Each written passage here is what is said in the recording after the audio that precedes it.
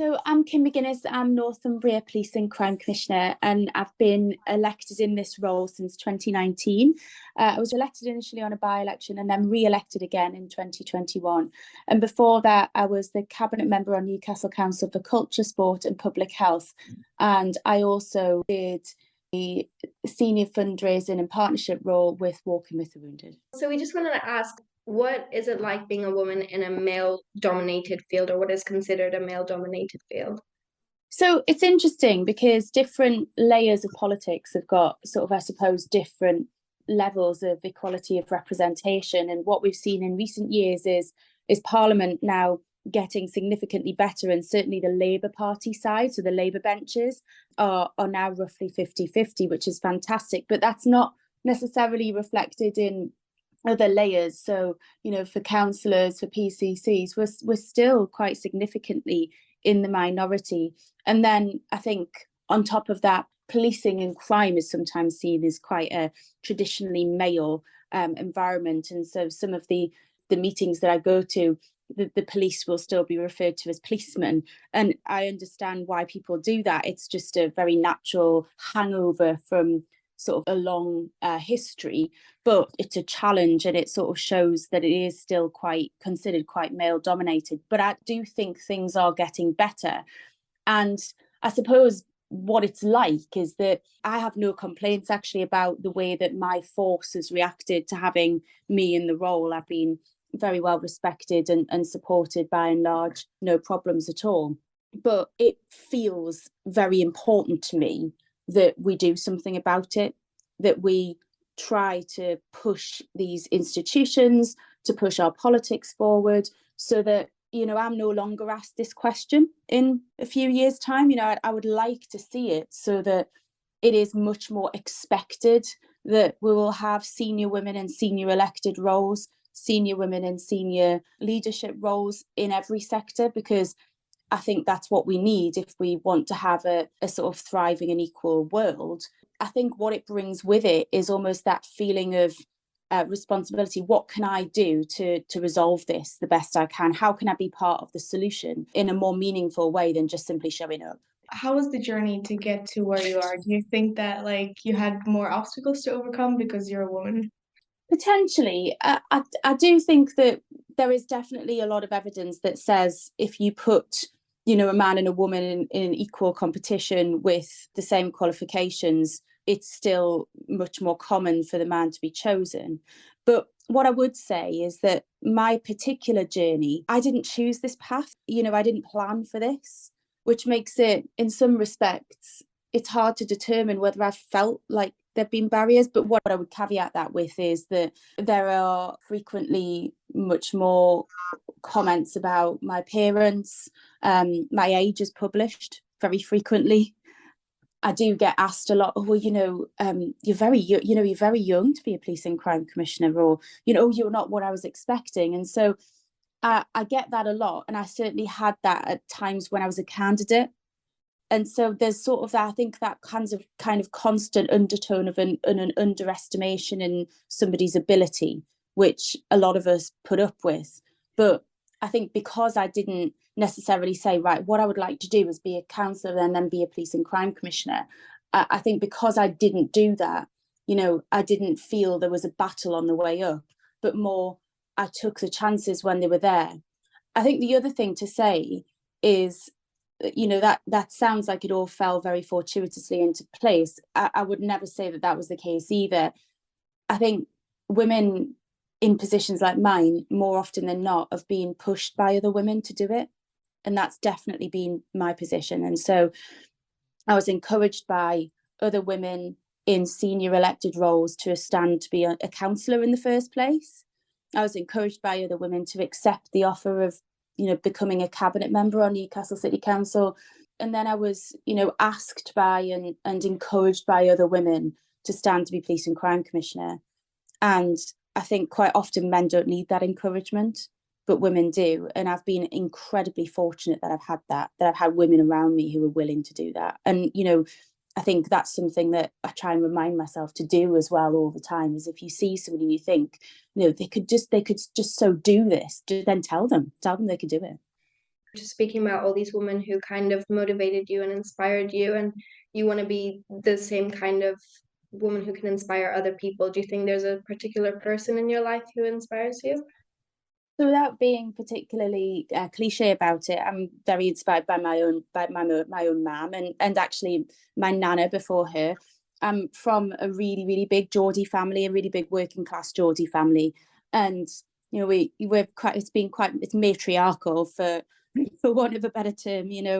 My nana had 7 kids and a disabled husband, and so she looked after the kids and the husband, and she went to work.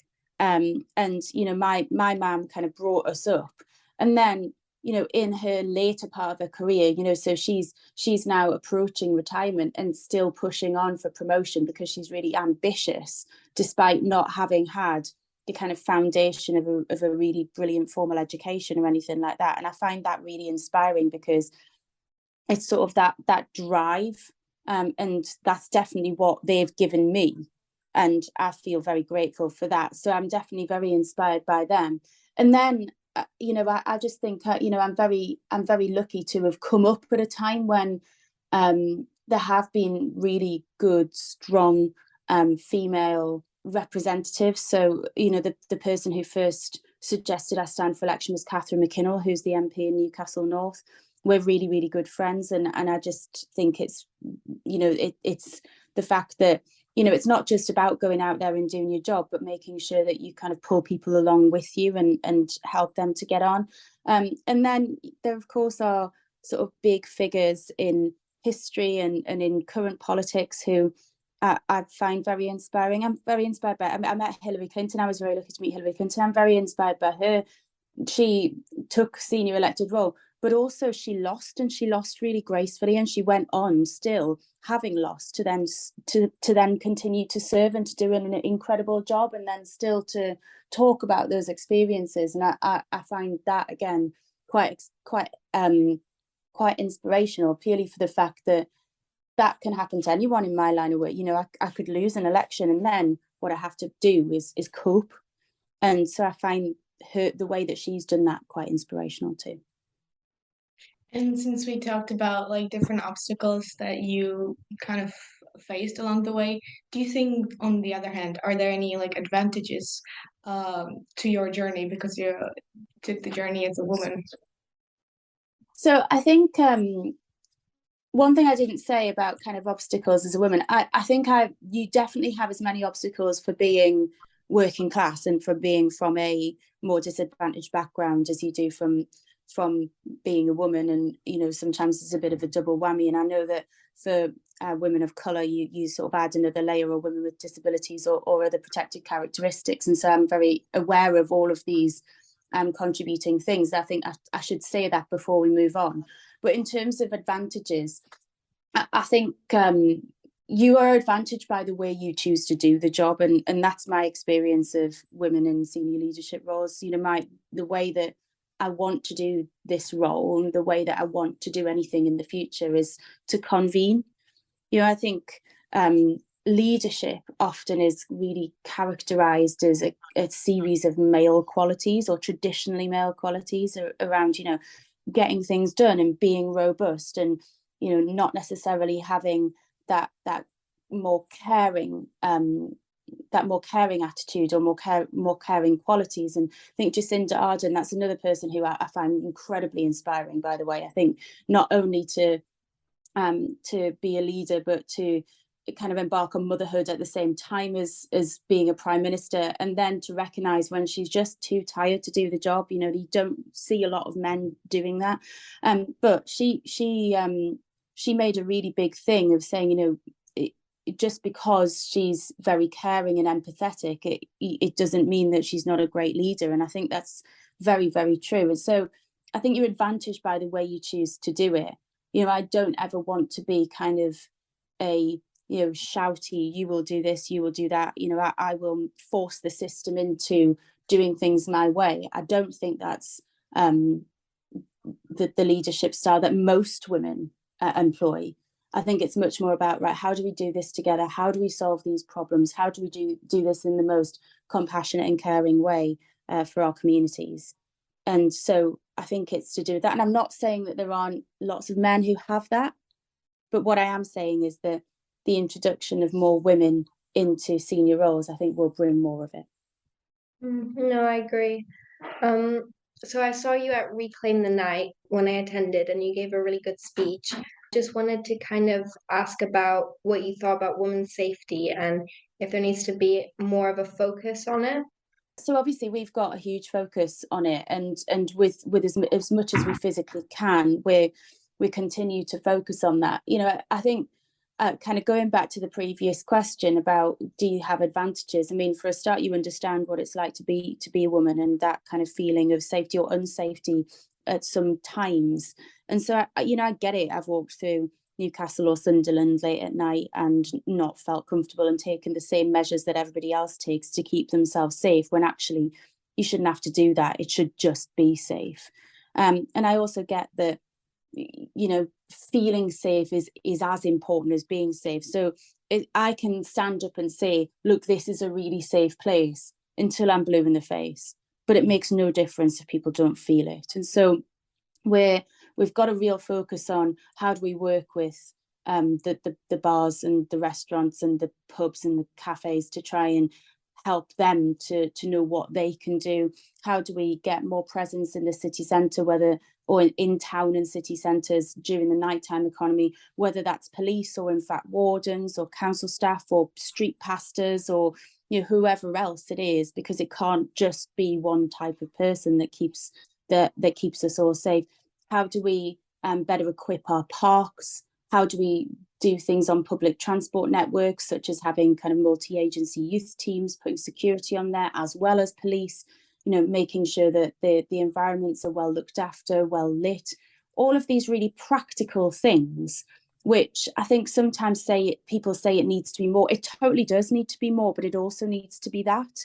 And then the introduction of a safety on public transport app, so you can report very discreetly. So we're doing all of that right now, but I think more importantly, we've got to get into the next generation of young people, and particularly young boys, and we've got to do that education about why women feel unsafe and how do we make it so that, you know, behaviours don't make people feel unsafe.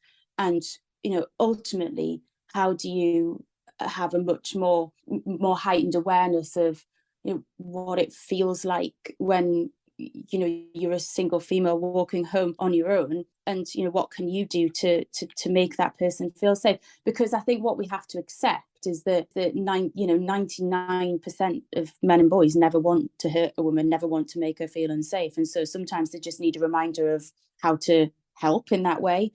And we also need to drive home the message that if you are that 1%, we will find you, and it will, you know, and you will be found out, and it won't be acceptable, and you'll be prosecuted and you'll be dealt with.